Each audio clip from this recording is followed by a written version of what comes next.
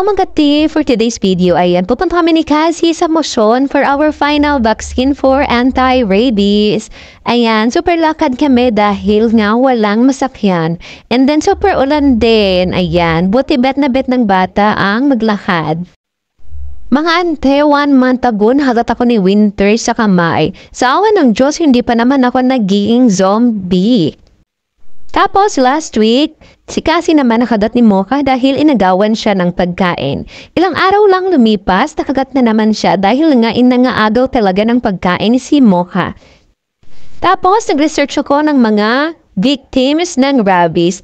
Ayan, doon na nagumpisa ang pagkapraning ko to the point hindi na ako makatulog. At para nga magkaroon ako ng peace of mind, ayan, nag-decide ako na magpatulog na lamang. Dalawa kami ni Cassie.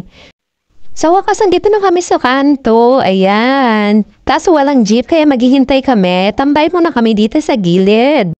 Napakalayo nga ng destinasyon namin magnanay for today. Pero go lang. Wala kasi si Dada para ipag-drive kami. Nasa trabaho si Dada. Maya-maya nga lang ay dumating na ang jeep. Buti na lang ay hindi ito puno at nakasakay kami agad.